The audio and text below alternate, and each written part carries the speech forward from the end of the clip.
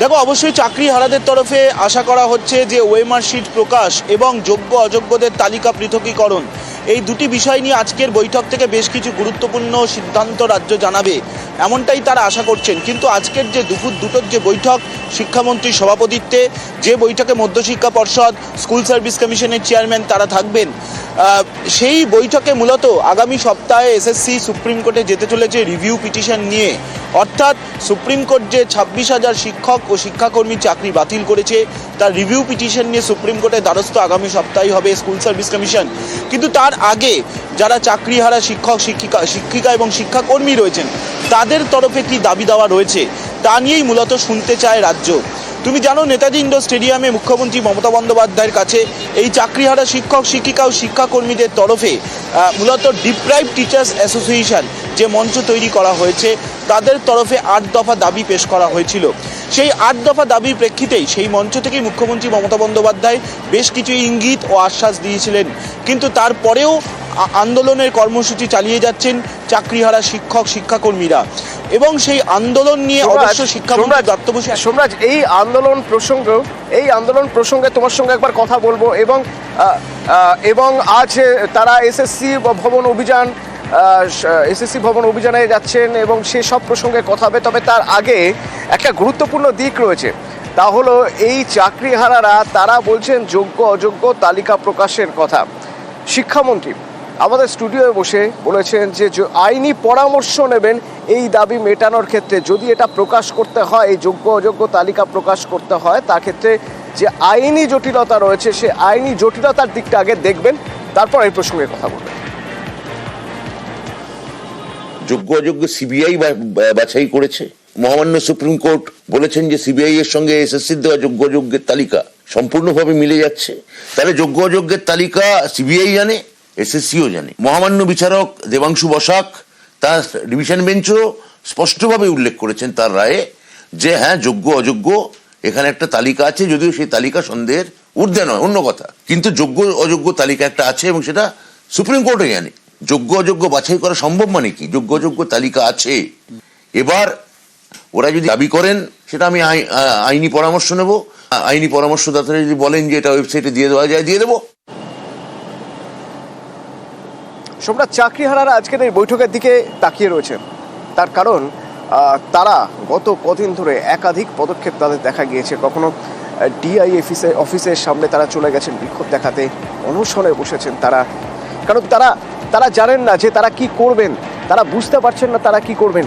এক লহমায় মাথার উপর থেকে ছাদটা চলে গেছে, এইরকম একটা জায়গায় আজকের এই বৈঠক। সেই বৈঠকের আগে চাকরিহারাদের একাংশ তারা কি সিদ্ধান্ত নিয়েছেন কারা কারা এই বৈঠকে যাবেন? সবাই বৈঠকে যাবেন, কি ঠিক করেছেন তারা?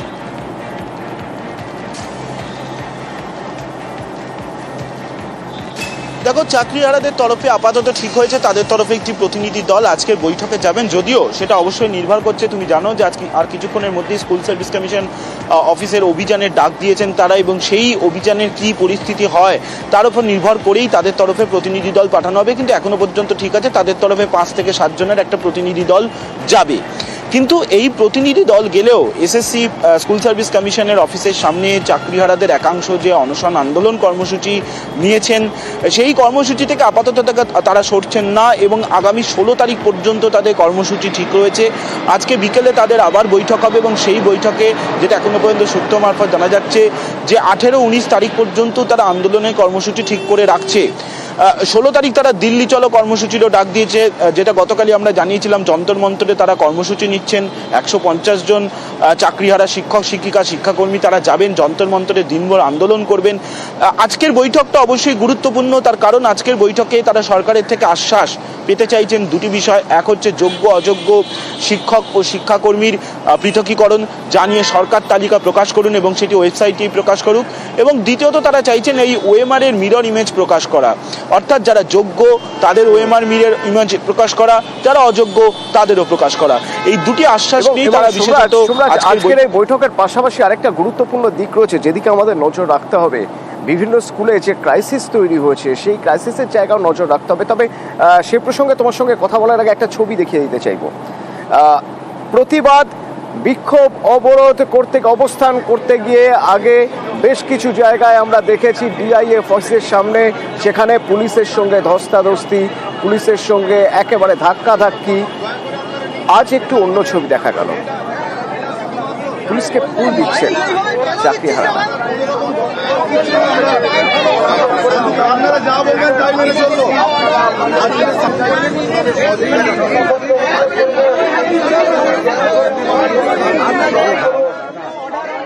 একটাই দাবি, 2016 সালে সমস্ত পরীক্ষার্থীর ওএমআর এর মিরর ইমেজ কপি, মানে সমস্ত পরীক্ষার্থী বলতে 22 লক্ষ, আনুমানিক 22 লক্ষেরই ওএমআর এর মিরর কপিটা যাতে আমাদের কমিশনের ওয়েবসাইটে প্রকাশ হয়। আমাদের অনশন তো চলবে যতক্ষণ না পর্যন্ত যোগ্যদের তালিকা প্রকাশ এবং মিরর ইমেজ আপলোড করে সুপ্রিম কোর্টে আমাদের রায় রিভিউ করে যোগ্যদের চাকরি বাঁচাতে হবে, এটা না হওয়া পর্যন্ত। সমাজ আমরা শুরু থেকেই বলছিলাম যে যদি 26,000 জনকে একটা সিস্টেম থেকে সরিয়ে দেওয়া হয় তাহলে সমস্যা হবে, মারাত্মক সমস্যা। বিভিন্ন স্কুলে এমন এমন ক্রাইসিস তৈরি হচ্ছে, কিছু স্কুল হয়তো এমন রয়েছে যেখানে আর বিজ্ঞান বিভাগ পড়ানোই সম্ভব নয় একাদশ দ্বাদশে, কারণ বিজ্ঞান বিভাগ যারা পড়াতেন তারা ওই 2016 লিস্টে পড়ে গিয়েছেন এবং তারা চাকরি হারা হয়ে গিয়েছেন। সেক্ষেত্রে কি ব্যবস্থা নেওয়ার কথা ভাবা হচ্ছে?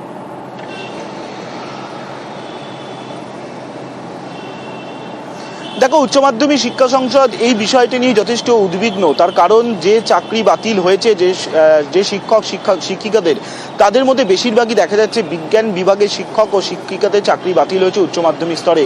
আর এই জায়গায় দাঁড়িয়ে একাধিক স্কুলে বিজ্ঞান বিভাগ কিভাবে পরিচালিত হবে তা নিয়ে সংশয় তৈরি হয়েছে এবং সেই সংশয় প্রকাশ করে বিভিন্ন স্কুলের প্রধান শিক্ষক প্রধান শিক্ষিকারা ফোন করছেন উচ্চ মাধ্যমিক শিক্ষা সংসদে। উচ্চ মাধ্যমিক শিক্ষা সংসদ অবশ্য স্কুলের প্রধান শিক্ষক প্রধান শিক্ষিকাদের অনুরোধ জানাচ্ছেন যে তারা যেন দয়া করে বিজ্ঞান বিভাগটি বন্ধ না করেন।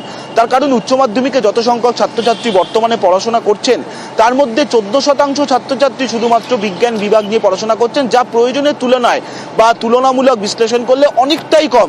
কারণ এই সংখ্যা একসময় রাজ্যে ছিল 30 থেকে 35%, তা কমে গিয়ে 14% গিয়ে পৌঁছেছে এবং সেই জন্যই সংসদ বিভিন্ন স্কুলের প্রধান শিক্ষক প্রধান শিক্ষিকাদের অনুরোধ করছেন যাতে তারা বিজ্ঞান বিভাগ বন্ধ না করেন। এর বিকল্প হিসাবে অবসরপ্রাপ্ত শিক্ষক শিক্ষিকা বা ভলেন্টিয়ার টিচার অথবা 3-4টে স্কুলকে একসঙ্গে ক্লাস্টার করে যাতে বিজ্ঞান বিভাগে ক্লাস নেওয়া যায়। এক্ষেত্রে ক্লাস্টার করে ক্লাস নিতে পারেন বিভিন্ন কলেজ বা বিশ্ববিদ্যালয়ের অধ্যাপক অধ্যাপিকারা, তাদেরকেও তারা প্রয়োজনে মনে করলে তারা ক্লাস করাতে পারেন ছাত্রছাত্রীদের, কিন্তু যাতে দয়া করে বিজ্ঞান বিভাগ না বন্ধ করেন সেই আর্জি উচ্চ মাধ্যমিক শিক্ষা সংসদের তরফে বিভিন্ন। ধন্যবাদ। আজ দিনে আরো একটা গুরুত্বপূর্ণ খবর, শহর কলকাতা জুড়ে বিভিন্ন জায়গায় আজ নয়া ওয়াকফ আইনের প্রতিবাদ।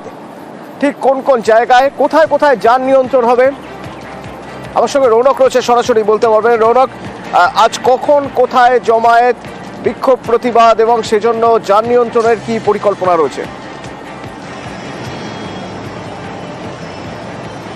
দেখো, একেবারেই 12টা থেকে 6টা পর্যন্ত শহর কলকাতায় বিভিন্ন জায়গায় মিটিং এবং মিছিল রয়েছে, যার জেরে কিন্তু যানজটের সৃষ্টি হতে পারে। ইতিমধ্যে রানী রাসমণি এভিনিউতে একটি মিটিং হচ্ছে, যার কারণে কিন্তু কিছুক্ষণ আগে পর্যন্ত রানী রাসমণি এভিনিউ সাউথ বাউন্ড বন্ধ রাখা হয়েছিল, অন্য দিক থেকে গাড়ি চলাচল করানো হচ্ছিল। এরপরে 2:30 নাগাদ কাশীপুরে একটি জমায়েত রয়েছে ওয়াকফ বিলের প্রতিবাদে, যে জমায়েত সেখানে প্রায় 2 থেকে 2.5 হাজার মানুষের জমায়েত থাকতে পারে। তারপরে কিন্তু মেটিয়াবুরুজ এলাকায় প্রায় 6 থেকে 6,500 মানুষের একটি মিছিল রয়েছে, সেখানেও কিন্তু কার্যত মেটিয়াবুরুজ গার্ডেন রিচ পিএস এলাকার বিভিন্ন জায়গায় যান চলাচল স্তব্ধ হতে পারে। এছাড়া সেন্ট্রাল এভিনিউতে একটি মিটিং রয়েছে এবং রফি আহমেদ কিদবাই রোডে সেখানেও কিন্তু একটি মিছিল রয়েছে এবং তার জেরেই একেবারে শহর কলকাতার, মধ্য কলকাতা থেকে শুরু করে উত্তর কলকাতার বিভিন্ন জায়গায় কিন্তু যান চলাচল স্তব্ধ হতে পারে। পুলিশ অন্যত্র ব্যবস্থা করছে যাতে কোনো রকমভাবেই যানজটের সৃষ্টি না হয়, অন্য বিকল্প ব্যবস্থা করে যান চলাচল স্বাভাবিক করার চেষ্টা করছে। অর্থাৎ 12টা থেকে 6টা পর্যন্ত শহর কলকাতার, বিশেষ করে মধ্য কলকাতা এবং উত্তর কলকাতার একাধিক জায়গায় মিটিং মিছিল রয়েছে। এর কারণেই কিন্তু গোটা দিন জুড়েই শহরে যান চলাচলের সমস্যা হতে পারে, যদিও ট্রাফিক পুলিশের তরফ থেকে বিকল্প ব্যবস্থা নেওয়া হচ্ছে। অতনুদা, ধন্যবাদ।